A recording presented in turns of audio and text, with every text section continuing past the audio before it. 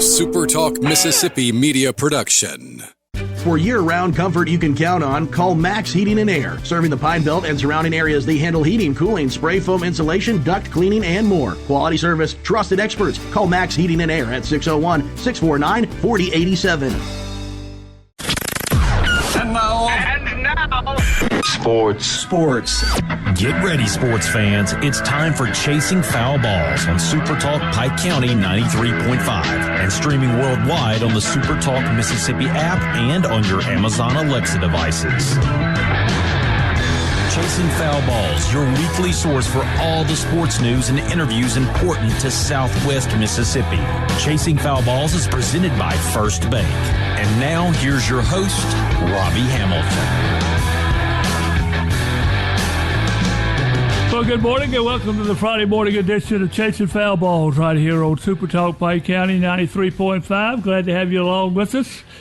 If you're outside the radio market, you know some folks who would like to listen, easy to do. All you got to do is go to the SuperTalk Mississippi web page, and up in the right-hand corner you can click on Listen Live. You can get it that way. And, of course, after the show, podcast is available at all your favorite podcast locations, and you can also hear all the former shows if you'd like to go back and listen to some of the Chasing Foul Ball shows on Spotify, Amazon, and, of course, Apple.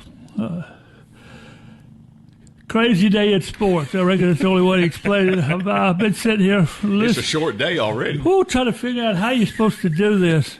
And, by the way, thank y'all for wearing your Halloween costume. Both of y'all got the message I saw. Okay? Oh, yeah. Mm-hmm. Thank y'all. If we only had that Dave C-Vision, yeah, I could see how we always dressed this morning for Halloween. The second time, they wouldn't nobody look. Yeah, well, they'd laugh a lot, but they wouldn't look a lot. But we would brighten up a lot of mornings. That's right.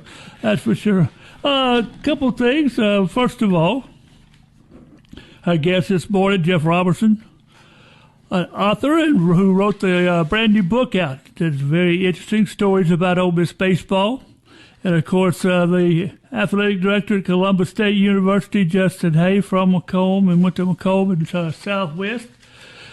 With me this morning, the young gun.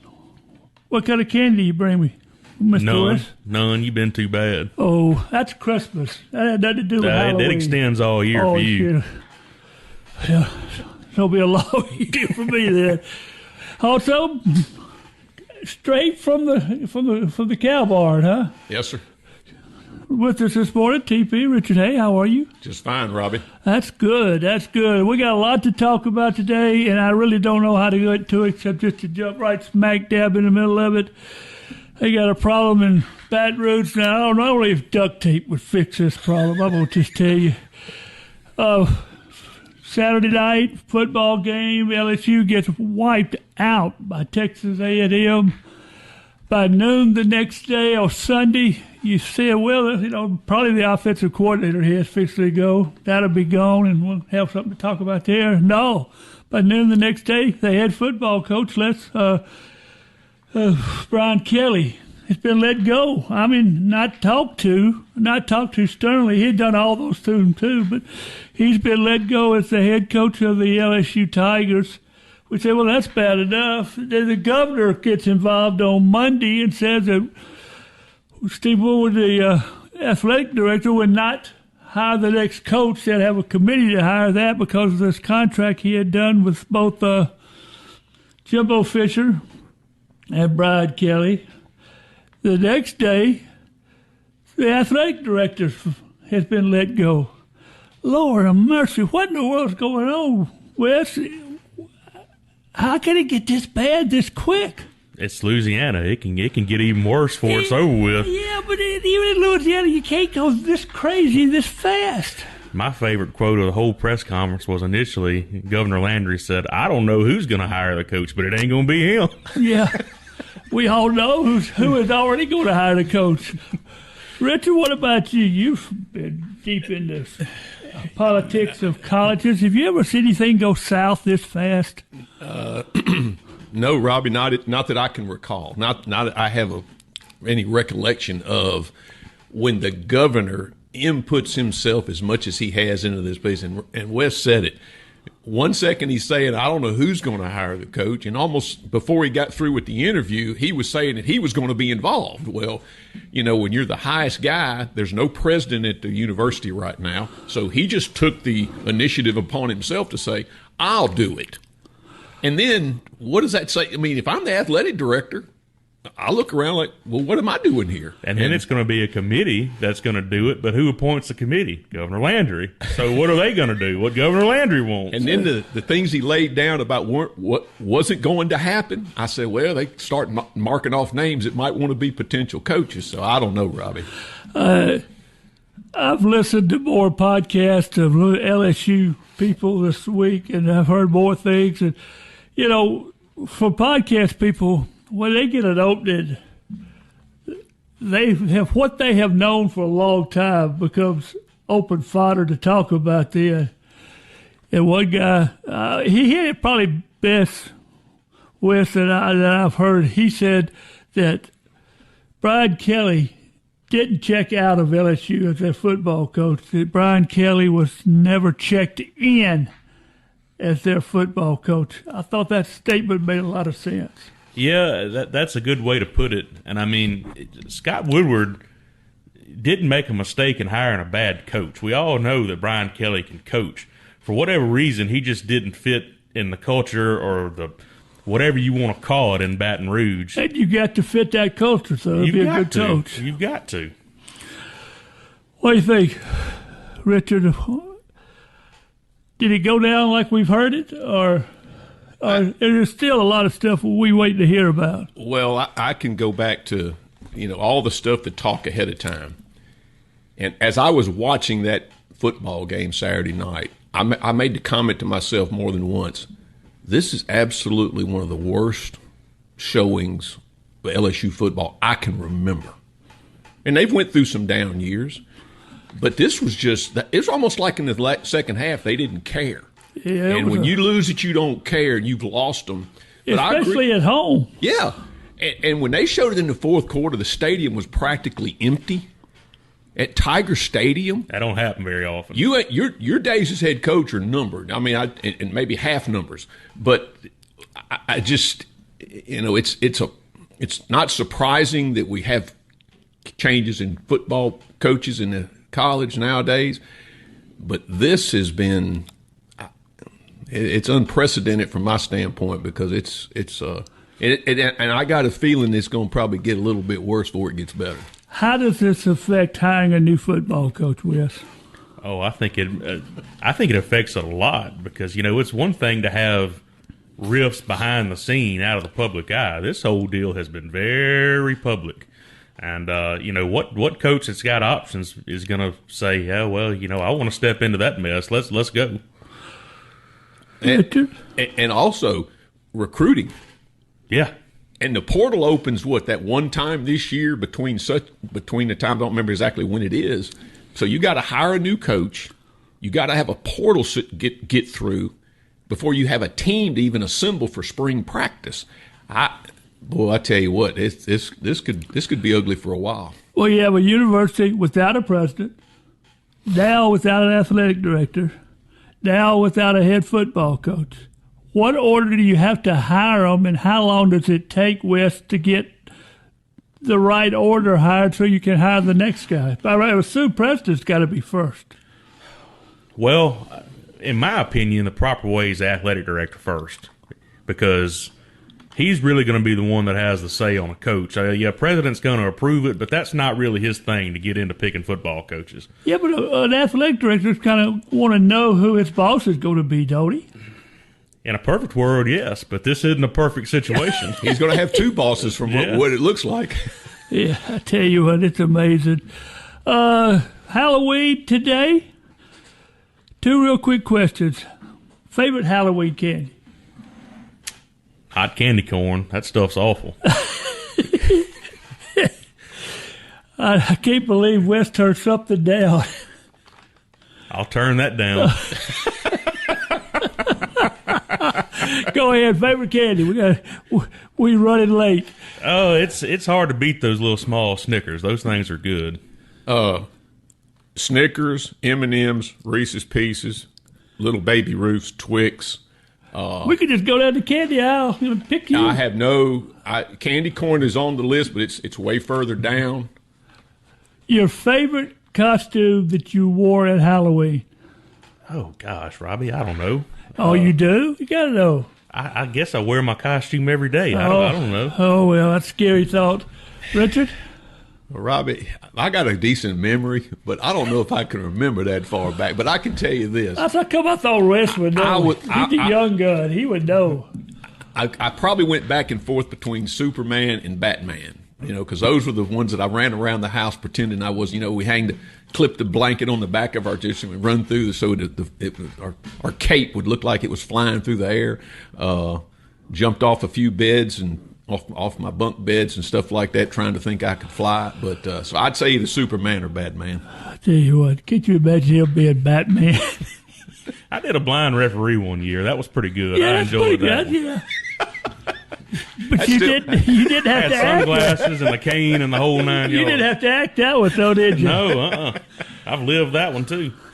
We got a couple of really good guests to get to. Well, of course, the author Jeff Roberson, who wrote the new book, Stories About Ole Miss Baseball, and the athletic director at Columbus State University, Justin Hay. We'll come back. We'll get started right after this.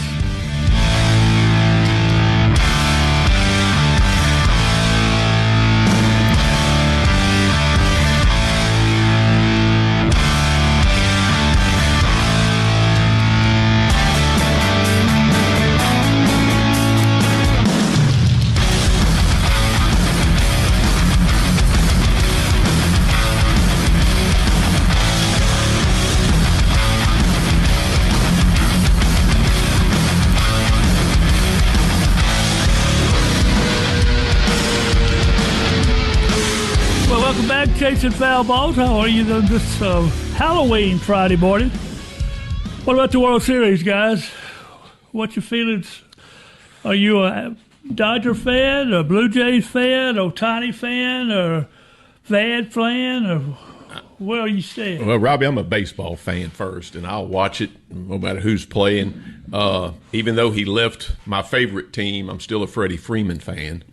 I'm a Schwarzer fan from the Blue Jay side of it because he's just one of these old pitchers that can pitch.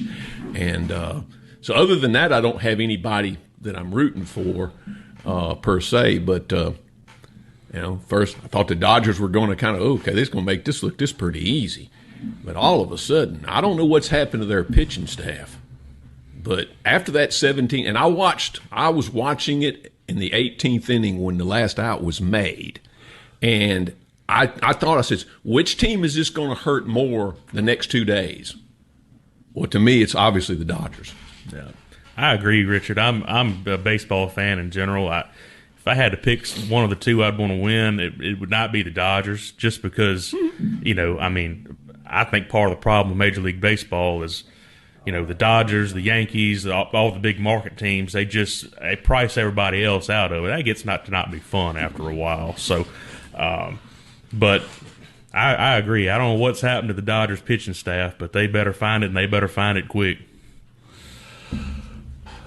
Who's going to win? I think the Blue Jays will win one of the two games. I don't think the Dodgers can beat them twice in Toronto. Yeah, I agree. It's going to be interesting, guys. Of course, my two favorite teams is whoever's playing the Dodgers and whoever's playing the Yankees. So that's the two teams I'm always for. So I reckon I'll have to go that direction to stay in that direction to make sure everything's okay there. All right, ready to join us on the phone?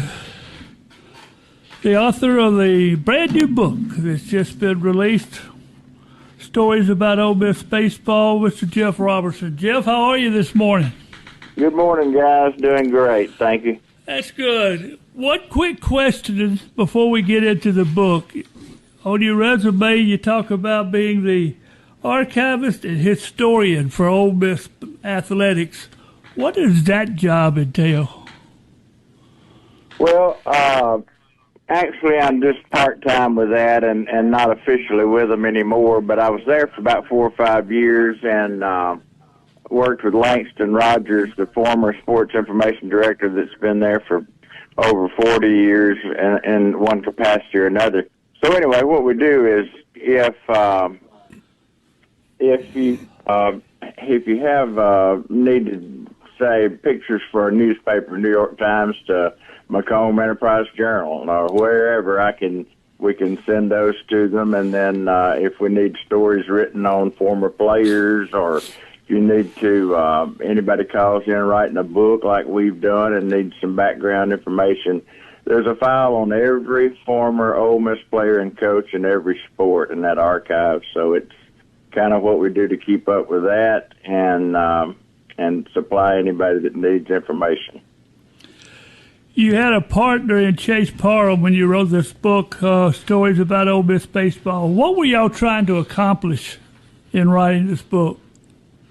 Well, we've been asked a couple of different kinds of questions. One, like, for example, what did y'all think you were able to do this book for as far as timing now and everything? And the first thing we answer is, and, they won the national championship in 2022, so that allows us to build on that a little bit, and we talked about it right after that. So it took a while to get this done because we did some books right after the national championship, too. Chase wrote one, and I helped with one with Nautilus Publishing up here, who did this book as well. So we were just trying to go back, and we reached back all the way into the 1800s with some old stories about Ole Miss baseball, and just let people know the history of it. But it's not a history book. It's a book of stories. And a lot of former players and former coaches and people involved with the program through the years are people we interviewed or wrote their own stories for it. So we had a mixture of all that. Plus, we had some stories on some fans who are longtime baseball supporters or that have made trips with the team and gone to Omaha and things like that. So we just have most of them are short, quick, easy reads, probably 100 stories and 200 pages and some pictures. So just kind of a coffee table type book, that you might say, and hardback, and with a lot of different stories from a lot of different angles and players. When you talk about the history of Ole Miss baseball, now most of us remember the last 25 years or so, which is basically Bianco years at Ole Miss. But before that, before baseball even really took control in college play, most of your players at colleges that played baseball were multi-sport guys. You had guys at Ole Miss like Donnie Kessinger, Jake Gibbs, Archie Manning. Did you find that most of the players in that era were really just two-sport players who had a major sport that played baseball? Yeah, that was very common back then, and you rarely see it now. But even through maybe 30 years ago, certainly 40 years ago, some people were still playing two sports. But, yeah, the people you mentioned, especially Jake Gibbs with football and baseball, and Don Kessinger with basketball and baseball, and both of them actually, coached Ole Miss after they played eventually. Both played pro ball, too. But, they, along with a lot of other guys, were at our book signing in Oxford in September. We had about 25 former players and coaches, and they joined us. But yeah, to agree with you on the two-sport thing, baseball certainly evolved into its own individual singular type sport over the years. Mississippi State, LSU, Ole Miss, Arkansas, all of this area that we live in has kind of led the way on that, and the rest of the country has, I don't want to say followed, but there's no more interest in college baseball than these three states I just mentioned: Louisiana, Mississippi, and Arkansas. Jeff, this is Wes Nunnery here. Thanks for joining us. Thanks. You mentioned for this book you went all the way back to the 1800s looking at Ole Miss baseball. Is there a particular story you came across that you might not have previously known that you found interesting? Yeah, there's several, but what we worried about, first of all, Chase especially did, my co-author, we were going to call it Stories from 150 Years of Ole Miss Baseball, kind of like they did a football book with Nautilus Publishing back in 2019, which was 125 years of Ole Miss football. But we knew we wouldn't have many stories from 150, 140, 130 years ago, so we had to do a little research through yearbooks. Dr. David Sansing, the late professor of history here for many years, had written a 150-year anniversary book of Ole Miss as a university, and we found went through some research there, and that's one story I'll tell you about from his book, was that while athletics at Ole Miss and State and other schools basically started around 1893, Ole Miss has on record that they had a baseball club as far back as 1871, and we got that in that book. And one quick story from that is that in 1871, when they started this baseball club, the next few years they kind of get wised up to get the faculty on their side and tried to get some support for it. They made all the faculty members honorary baseball team members. And they basically played towns around here, Water Valley, Holly Springs. Back then, tough to get places, and they were just playing other teams from other towns. And one quick story on that was they wanted to go to Water Valley to play, and they were going to play on a Saturday, and this was like 1875. And 18 miles from Oxford to Water Valley, they said that the team wrote to the faculty and said, we will go to Water Valley on Friday, spend the night, play on Saturday, and we will definitely be back for classes on Monday, and we will not drink any whiskey. And they sent a chaperone with them anyway. And he drank all the whiskey. That was kind of fun to find some old stories like that. Speaking of stories, a couple of things in the book that I really liked. You had a Tom Swayze story when he was the coach of Ole Miss, the head baseball coach back in the early days, where had an umpire was going to try to throw him out of a game. And he said, no, can't do that. Yeah, I think we got that from Robert Kayat, the former football and baseball player and chancellor, originally from the coast, and still here with us and served as chancellor a long time. It was from his book, that one of his books that he has written, and he talked about, as being a catcher, he heard all of that interaction between the umpire and Coach Swayze, and I got to believe it's true, since I would certainly trust Dr. Kayat on that. But he said, yes, Swayze and the umpire knew each other, of course, and they got into it. And Swayze said, he said, I'm going to throw you out of the game, Coach Swayze, and the umpire did. And he said, no, you can't do that. And he said, why not? He said, you can't throw a college coach out. He said, you can't? I'd like the umpire wouldn't know or whatever. So for whatever reason, he didn't make him leave the game. He let him stay in as the coach and didn't throw him out, and that was in Kayat's book. So, yeah, it was some crazy stuff from way back in the day. One of the stories, I think one of the best stories in the book, is not a story of a baseball player or a coach, but it's of a fan, Stacy Blackwell. How about tell us a story about Stacy Blackwell? Chase Parham wrote that story, and he had interviewed Stacy and his wife, and he was, I believe the way the relative, the connection is, he was an uncle of Stephen Head, who was a, really, really important player up here 20 years ago that helped Coach Bianco and staff get this program really to another level. And so Stacy was legally blind and couldn't watch the games, couldn't go to the games, and David Colum, the voice of the Rebels for years and years, kind of became his eyes, and that was, what we could all envision is, if somebody that's listening on the radio and has to paint that picture of what's going on, the voice of the Rebels, painting it for someone who really can't see. So it was just a story about how he enjoyed that and waited on every game with anticipation, and it became a routine for he and his wife to listen to Ole Miss baseball every game with Stephen Head playing, who was related to them, and every game since, basically. So they were at our book signing in Jackson, so that was pretty neat. Jeff, this is Richard Hay. Yeah, hey, Richard.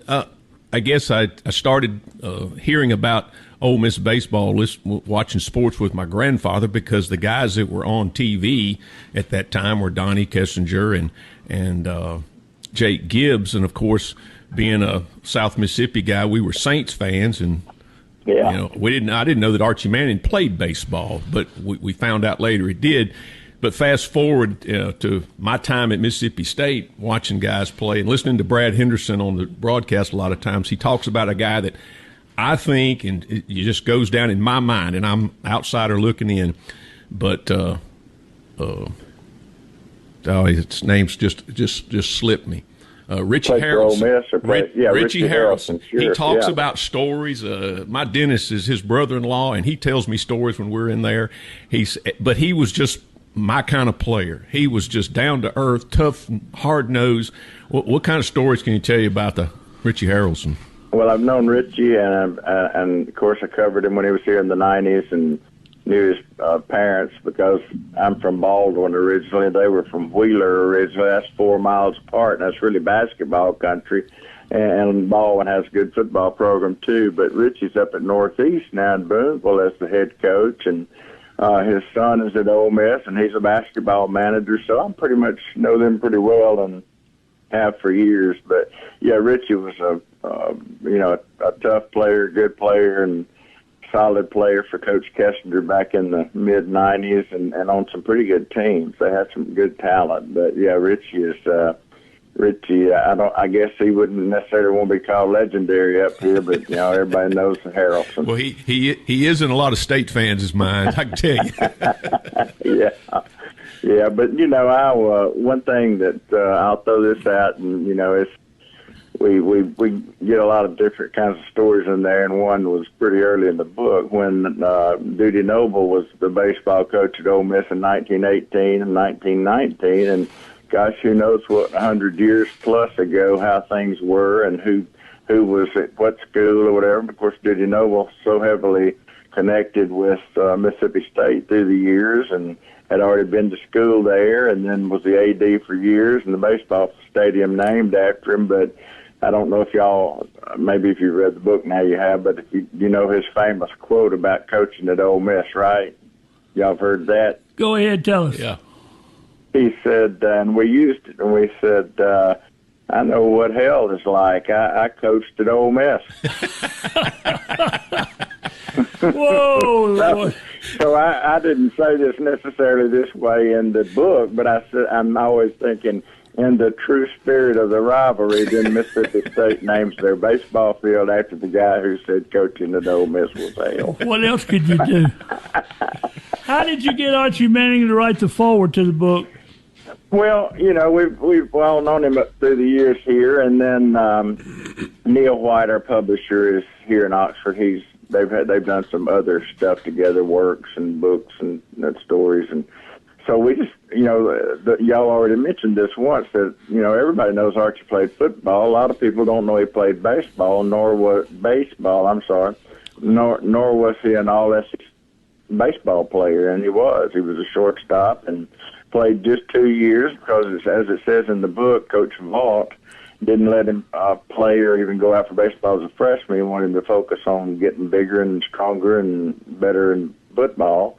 But he let him play the next 2 years and made all SEC, and they went to the College World Series one of those years. But then his senior year, he didn't play because he'd already been drafted by the Saints, and as some of y'all might recall or have read, he broke his arm during his senior year playing Houston in Oxford, and so he was trying to heal up from that to get ready to play pro football. So that didn't really answer your question about how we got him to, but he's so good to you know, cooperate with everything Ole Miss that our publisher, Neil White, got in touch with him. He said he'd love to do it. So that helped the books for sure. We were glad he's in it. Well, how do we go about getting the book? Yeah, the best two ways, I think, for people that are listening in your area are that we have them in bookstores in Oxford and Jackson that are easily gotten, I guess you'd say. Lemuria and Jackson, you can go online, or Square Books in Oxford, you can go online. But I got the phone numbers just in case anybody wants those while they're listening, might want to jot it down. It's Lemuria is 601-366-7619, and Square Books in Oxford is 662-236-2262. Like I said, phone or online, and they have books that Chase and I both have signed, and should both have them in stock now. But we've had a lot of fun writing it and putting it together. And one thing, we did a book signing over at Awamba Community College on Tuesday of this week and talked to some students and some others over there. And one thing we told them was that we write a book like this, you don't get any no's. Everybody that we call wanted to be a part of it, from Archie Manning all the way down through players and coaches. That they love talking about their days as whatever it was, an Ole Miss baseball player, whether there was writing a book on some other school or some other sport. People like to talk about things. You also co-authored another book about a former Ole Miss quarterback and a great songwriter, Jim Weatherly, and Midnight Train to Georgia. Yeah, he happened to be my first cousin, too. My dad, who I dedicated my baseball book to, my dad, and then Jim's mom were brothers and sisters, grew up in Pontotoc, and that's where my dad grew up as well. And so Jim, about 16 years older than I was, and so I don't really remember his football days at Ole Miss. His last season was 64, 65. And but even though there was a 16-year age difference, we remained close. And he contacted me back about 15 years ago and said, "You want to write a book? I think I've got a few stories." And I said, "Jimmy, I've never written a book. I've written stories about 800 words, not 80,000 words." So I thought about it a while, and I jumped in with him, and we wrote it. And it was really something he enjoyed, and he got to enjoy it 3 or 4 years before he passed away at age almost 78 back in 2021. So, yeah, it was a lot of fun writing about his Ole Miss years and his music years, and of course, being part of the family, I knew a lot of his stories, and we were able to get that done for him. The book is Stories About Ole Miss Baseball, written by Jeff Roberson and his co-author, Chase Parham. Jeff, thanks for being with us today. We sure appreciate it. Oh, man, I love talking about it, and thank y'all for having me on. Really appreciate it. Yes, sir. Talk to you later. Okay, see y'all. See you. Be back. We'll talk with the athletic director at Columbus State University, Justin Hay, right after this.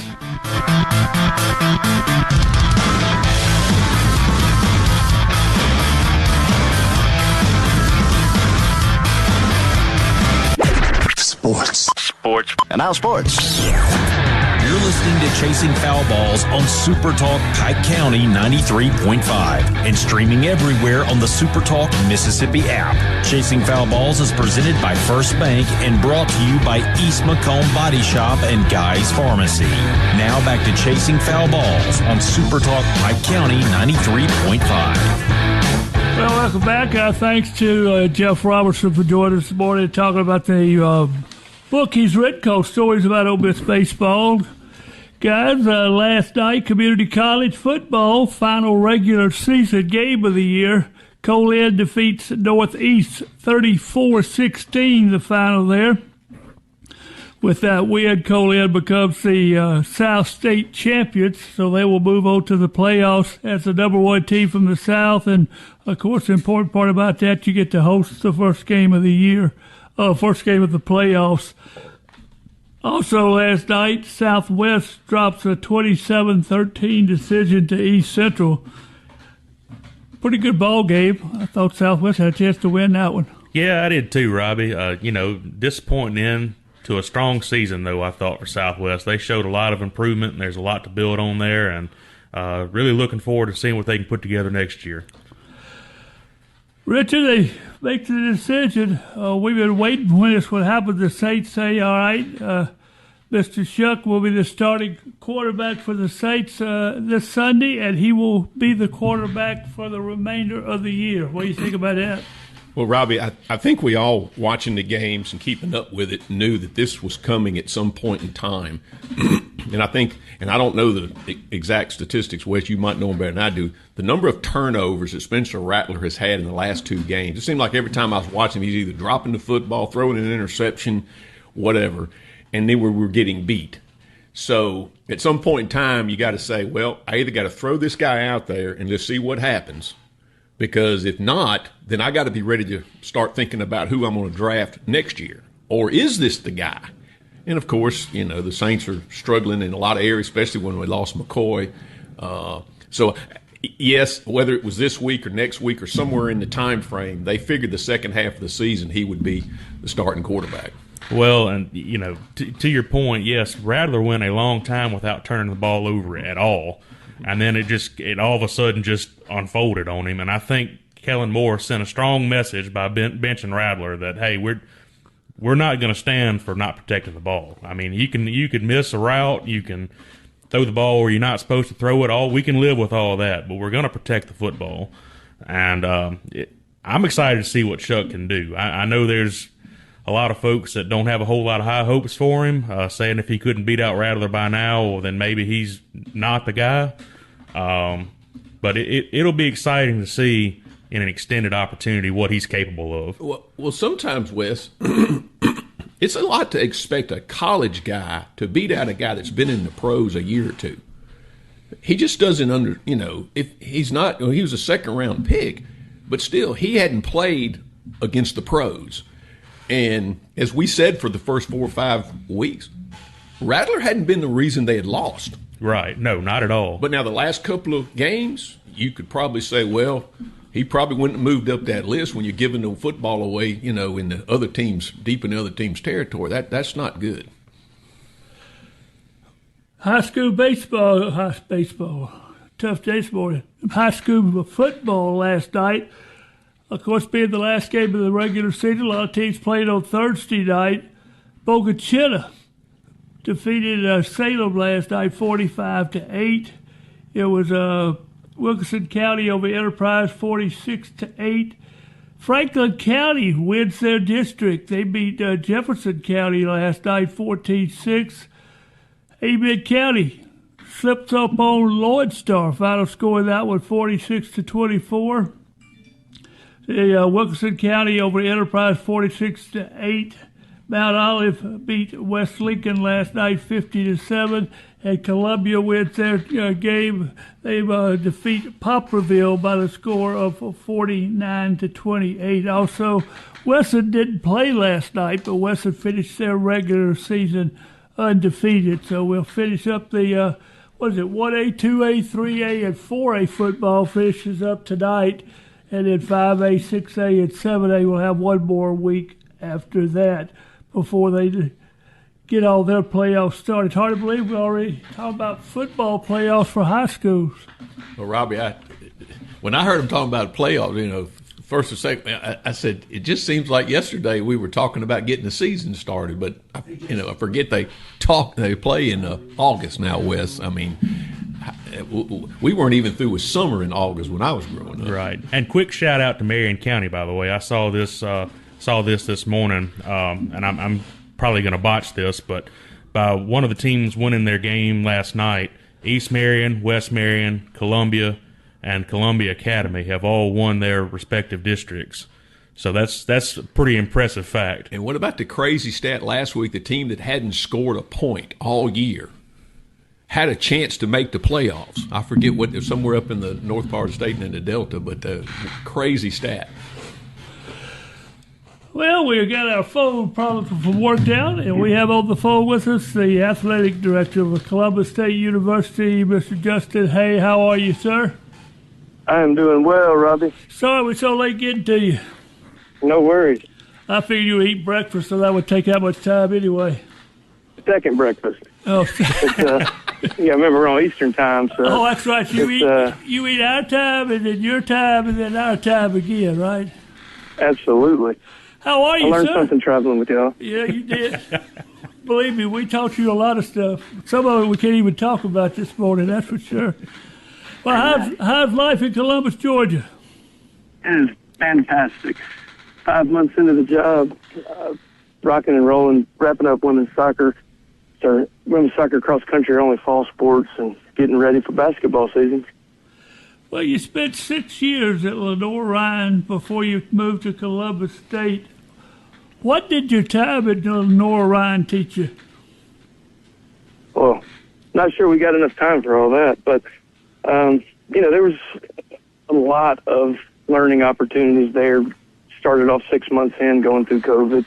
I had a great AD who knew what my plans were to be an AD, and she kept putting me in opportunities to learn and grow and do things that, I'm using now as an AD. But honestly, I learned how to run a Division II athletic department and how to raise money, which, I've been doing. Dad and I were talking about it this weekend since my days at Macomb High School selling outfield signs at Rotary Field for walking into Mr. Reese Nunnery's office and convincing him to buy some signs. And so, but really learning how to run the department and learning how to adapt to the ever-changing landscape of athletics. And it's a lot of trial and error right now, I'll be honest with you. Justin, it's Wes. You run an athletic program now at Columbus State that does not have a football program, and that's pretty far into the layperson, especially in Southeast U.S. Talk about the challenges of that, and conversely, the advantages it gives you not to have the bear that is a football program. Well, I think I look at it like the Dayton model. Our good friend Andy Farrell was at Dayton. I was able to go up there for a few years and see the way they do. Even though they've got football, it's not scholarship, and basketball is their big sport. The challenges are that in Southeast and America in general, football is such an important part of our society, and it's a rallying cry.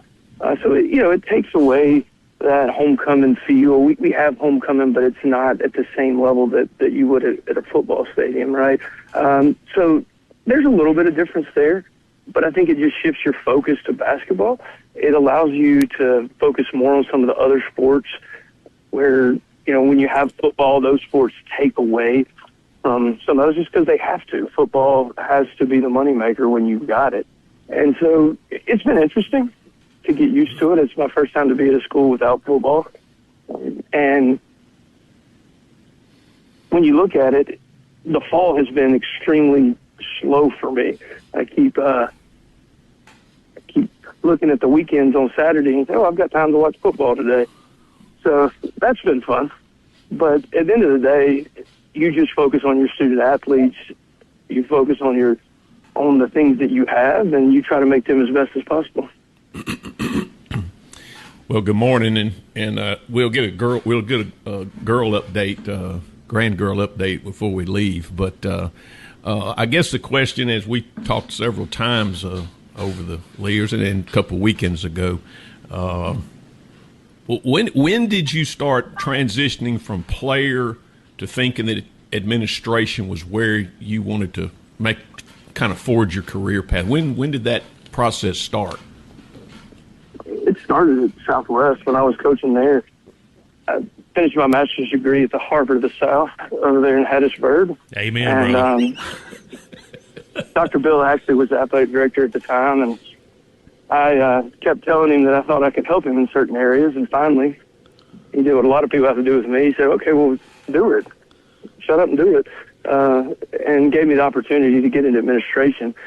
I was coaching there with Ken Jackson, who's the AD now, and he was doing a great job of giving me opportunities to see things as a head coach and understand administration, and Dr. Ashley and was giving me opportunities to operate as an athletic director. And I started to feel that pull of, I've always enjoyed raising money.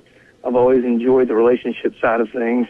And to be honest, it wasn't ever really on the bingo card that I would be an AD. It was always, I was going to be a head baseball coach, and got a great opportunity. But really the opportunity at Southwest and what Southwest does for the community there, it did for me and a lot of my friends and a lot of people, is give opportunity. And it gave me the opportunity to start to see myself in that role and start to practice some of the stuff I was learning and really just got excited and found a passion for developing student athletes and affecting positive change on their life. And I realized that you didn't have to do that just on the field as a coach. You could do that as an administrator by raising money, by affecting change in a department, by setting up policy. And so it really took off from there. And when I got the LR, it just continued to grow until where we are today. And Justin, I would think, and I think me and you've talked about this before, your experience as a baseball player and all the way through college, experiencing the ups and downs and the things, how much does that affect what you do today? A lot. I think it allows me to be able to think as a player. I think it allows me to be able to think as a coach and understand what they're going through, understand some of the things that are unique to athletics that maybe an outsider wouldn't understand. So it's really the trials and tribulations of, like you said, the ups and downs, where I'm able to sit back and understand where a player or coach is coming from and help make decisions and craft decisions based off of that.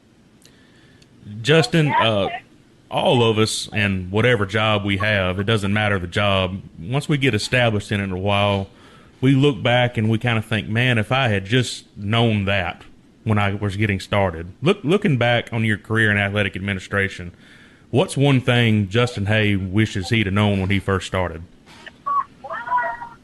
Hey, Wes, that's a good question. Thank you. I came up with it myself. I thought we were asking friendly questions this morning. Honestly, I think it's the decision-making process and the importance of people.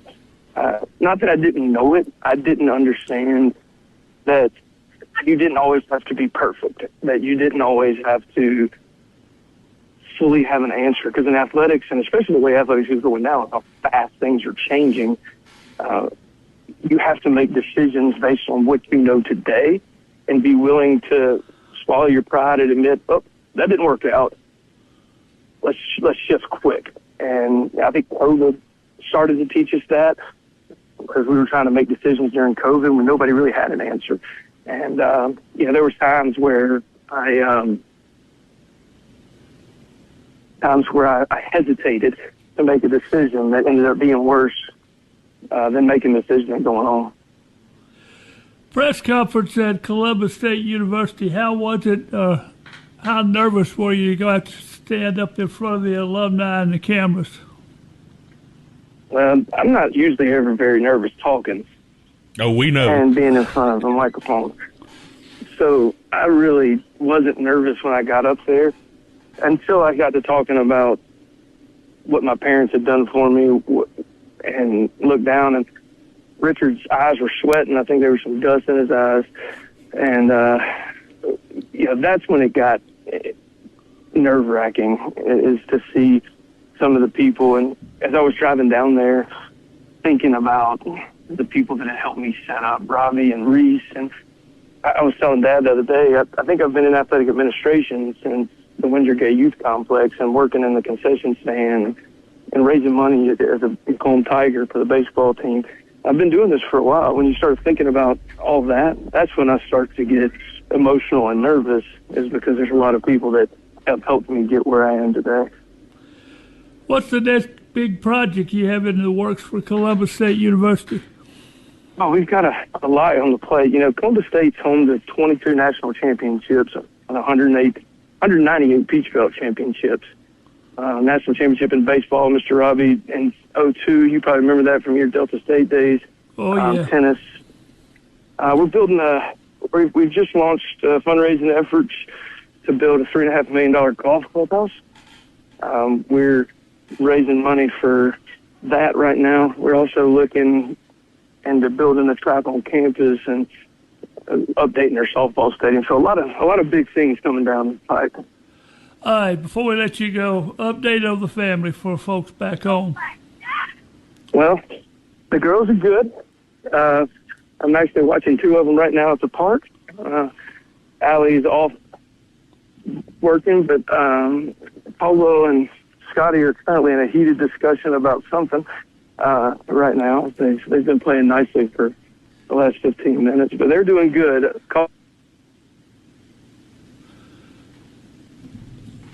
Looks like we lost Justin. Too much part time sounds like. I wanted to find out what their costumes were. Yes. Costumes? Yes, sir. Yeah. Now we got you back. What's the costumes?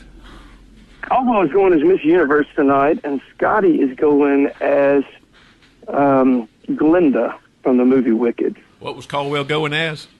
Miss Universe. Oh, Miss Universe. That's perfect right there. What was the Elvis costume? What was that dress up for? That was for Say No to Drugs Week. It was a 70s dress-up day. Well, of course, what is Justin going as? Justin's going as the athletic director of Columbus State University. Justin, thanks for being with us. We sure appreciate you taking the time. We'll talk to you soon. Thank you, sir. We'll be right back right after this. Well, I'll tell you what, we won't be right back right after this. How about that? Question, anybody going chasing monkeys today? I feel like I chase monkeys every day, Robbie. I don't have to. I got little calves that become wild real quick and chase around. What was your feelings about the monkey story now? We had that, what was it, Tupelo, when the monkey got out of the zoo one time and it took them a while to catch him, but now we got these, what do you call them, what's the word? Somebody help me out here. Research monkeys that have got loose on the interstate. 3 of them were still running loose. They were trying to figure out how they'll catch them. So you're not going to go help, huh? Robbie, when I first saw the story, I thought it was a hoax because the way it was pitched was, monkeys are loose and they're dangerous and they need to be destroyed on sight. I'm like, well, this can't be real. The first thing I wanted to know was that they were supposedly headed from Tulane to Florida. What were they doing in Heidelberg? Right. Guys, another successful Friday right here on Chasing Foul Balls. We'll come back next Friday morning. We'll try to do it again. The party ain't over. Well, the band just started to play my favorite song. I just found my baby and I want to get a chance to hold her. So don't turn out the lights, the party ain't over. I said don't turn out the lights, don't turn out those lights, don't turn out the lights, the party ain't over. A SuperTalk Mississippi media production.